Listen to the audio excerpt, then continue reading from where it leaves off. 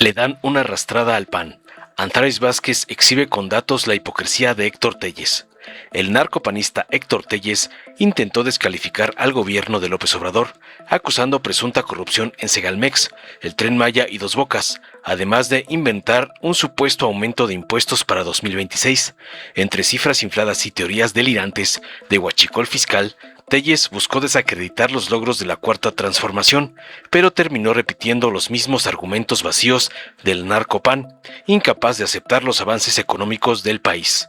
Tras oír las sandeces de otro mandadero de oligarcas, con firmeza y datos duros, la diputada Antares Vázquez respondió que fue el propio gobierno de Morena quien denunció y castigó los casos de corrupción, recuperando recursos y encarcelando a responsables. Destacó que 13.5 millones de mexicanos salieron de la pobreza, que no hubo nuevos impuestos y que la austeridad permitió destinar el 65% del gasto público al desarrollo social. El pueblo lo sabe, sentenció tajante Antares, dejando claro que mientras el narcopan llora privilegios perdidos, el pueblo vive mejor gracias a la 4T. Veamos enseguida cómo otro Telles es noqueado por la valiente Antares por atacar al gobierno de la presidenta Claudia y al gobierno de AMLO, como le ordenan sus narcoamos, el evasor Salinas Pliego y el junior tóxico Claudio X. Han sido días muy difíciles para el pueblo de México. Primero, la semana pasada han aprobado ya que todos los mexicanos durante el año 2026 tendrán un aumento de varios impuestos y la creación de otros nuevos. A pesar de la promesa y la narrativa del gobierno y de Morena, sí se van a hacer nuevos y más impuestos a los mexicanos durante el año 2026. Pero aparte también hemos vivido lamentablemente una tragedia provocada por el huracán Priscila en varios estados de la República. Y de la forma que han respondido los diputados del oficialismo ha sido bailando al son de la Sonora Santanera. Ese es el grado de compromiso que tiene este grupo parlamentario mayoritario, de irresponsabilidad, de insensibilidad ante las tragedias provocadas por el huracán Priscila. No se conformaron únicamente con destruir el fideicomiso Fonden y robarse prácticamente 27,000 millones de pesos, sino que celebran descaradamente el alza de impuestos y la tragedia en Veracruz, al son de la Sonora Santanera. Y hoy estamos analizando la cuenta pública del año 2023, el quinto año de gobierno del peor presidente de México, López Obrador. Y se señalan alrededor casi de 52,000 millones de pesos bajo observación y bajo la corrupción y el manto de Morena. Y de aquí quiero señalar que al menos 11,579 millones le corresponden directamente al gobierno federal. Pero quiero comentar que haciendo un análisis de todas las cuentas públicas, se ha acumulado el número de observaciones del gobierno federal y del gasto federalizado del 2019 a la cuenta pública del 2023, 303,000 millones de pesos bajo observaciones que no han podido ser solventadas por el gobierno y por los estados. Es uno de los montos más altos. Si nos vamos tan solo a la función de lo que ha gastado el Ejecutivo Federal, estamos hablando de un acumulado durante 5 cuentas públicas de más de 93,000 millones de pesos bajo la corrupción del gobierno de Morena. Y quiero destacar algunos proyectos insignia. Por ejemplo, la grave corrupción que hay en Segalmex. De forma acumulada en la filial que es Diconsa, si acumulamos los 5 años de las cuentas públicas de 2019 a 2023, hay montos, por aclarar, de más de 3,600 millones de pesos. Y hay que sumarle los más de 2,200 millones de pesos que tiene Liconsa. Pero también el propio Segalmex tiene acumulado en 5 cuentas públicas más de 10,200 millones de pesos. Uno de los sellos que marcan la corrupción de este régimen. Por si fuera poco, el Tren Maya también está manchado bajo la corrupción del gobierno de Morena. No se limitaron nada más con que costara 3 veces más la construcción del Tren Maya. No se limitaron con que haya un ecocidio grave, ni que haya más de 45 anomalías y 3 descarrilamientos del Tren Maya, sino que también lucraron con la corrupción a través del clan de los López, los amigos de Andy y Bobby López Beltrán como Amílcar Olán, lucrando con muchos contratos del Tren Maya. Pero lo más grave es que el Tren Maya también está manchado por el huachicol. Aquí tenemos que señalar que el comandante H. Bermúdez, junto con su sobrino, de la mano de Adán Augusto, tuvieron venta de huachicol en la construcción del Tren Maya. Y la inteligencia del ejército nos dijo que estaban vendiendo más de 180,000 litros de diésel de huachicol que compraban las compañías y el ejército para la construcción del Tren Maya.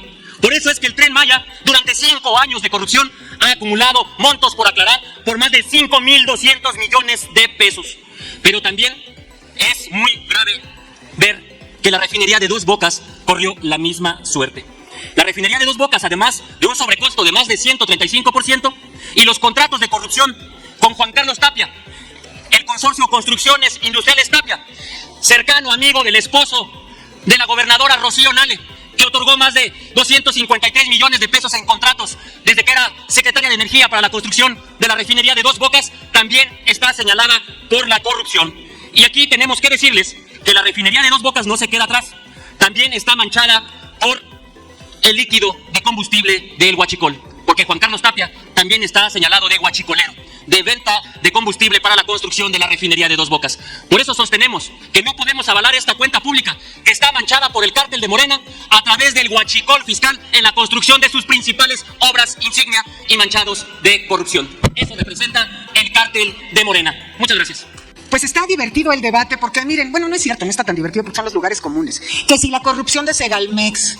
¿Y quién denunció la corrupción de Segalmex? Pues el gobierno de Morena. ¿Y qué creen? Que se ha recuperado el recurso. ¿Y qué creen? Que hay detenidos. Y que si el huachicol fiscal que inventaron ellos y que ahora lo denunció ¿quién? El gobierno de Morena. Y está en investigación, ¿por qué? Porque el gobierno de Morena lo denunció, no porque lo denunciaran los panistas. Pero bueno, pobrecitos, vinieron a decir aquí, de las grandes obras de Felipe Calderón, mi vida, que su inversión en una presa hidroeléctrica, su inversión histórica en una refinería de haber sido La Barda, y quizá que carreteras, mientras en el gobierno del presidente López Obrador se invirtió en todas las presas hidroeléctricas que dejaron en fierros viejos sus gobiernos, y además tenemos 2 refinerías más, y además se invirtió en todas las refinerías que ya teníamos en fierros viejos también. Pero bueno, respecto a la cuenta pública, ahí también vinieron a decir que no se nota en el pueblo los beneficios. Pues ellos no lo notan porque ellos sí les disminuyeron sus beneficios. Hay que entenderlos, hay que compadecernos de ellos porque sus beneficios sí se redujeron. Pero los del pueblo, el pueblo lo sabe. El pueblo de México sabe que el gobierno del presidente López Obrador los ha beneficiado. Miren nada más, en el ejercicio del que estamos hablando de 2023, en el gasto programable se destinó el 65% al desarrollo social, el 26% al desarrollo económico y solo el 5.9% se destinó al gobierno propiamente, es decir, a sueldos, a operación. Eso es la austeridad republicana, que se apriete el cinturón el gobierno y no el pueblo. Y por eso 13,5 millones de personas salieron de la pobreza. Eso es lo que los tiene, miren, como lombrices en sal, de veras, están así. No pueden con esos 13,5 millones de mexicanas y mexicanos que salieron de la pobreza. Pero el pueblo sí lo sabe, la gente sí sabe eso, ¿verdad? Entonces, se ha visto en este ejercicio fiscal que estamos analizando la orientación de la política de gasto público en el fortalecimiento de la suficiencia presupuestaria en proyectos y programas de bienestar, ¿sí? Derivado de las políticas de austeridad y de la disciplina presupuestaria de la Administración Pública Federal y entes autónomos, se registraron ahorros por 4,443 millones de pesos, compuestos en su mayoría por la disminución del gasto de operación y servicios personales, que fue lo que les decía. El gobierno pobre con el pueblo mejor, en su vida todavía no rico, pero mucho mejor. Entonces, a pesar de un entorno internacional adverso, el Producto Interno Bruto en nuestro país tuvo un crecimiento a 3.2%, mayor al 3% que en esta Cámara se aprobó en aquel momento, ¿verdad? Este crecimiento también fue mayor al observado en 2022, lo que resulta relevante considerando que han sido los años de recuperación post-pandemia. Y esto es de lo que hablaba el presidente López Obrador cuando le decía al pueblo que nos íbamos a recuperar pronto en una V, ¿verdad? Porque el consumo interno nunca se redujo en esa pandemia. Entonces es muy importante que el impulso al consumo, el crecimiento de las remesas y del salario mínimo, ¿se acuerdan cuando decían que iba a tener un gran impacto inflacionario el crecimiento del salario mínimo? Bueno, ya hasta su prócer Fox ya dijo que sí se equivocó. Pero el crecimiento del salario mínimo es lo que ha ayudado a sacar a esas personas de la pobreza en buena medida, ¿verdad? Entonces, también se muestra ahí lo acertado de las políticas del aumento salarial del presidente López Obrador. Y además se vio la estabilidad del dólar, del peso frente al dólar. ¿Cuándo se había visto eso? Que decreciera el precio del dólar. En el sexenio de López Obrador. Solamente en el sexenio del presidente López Obrador.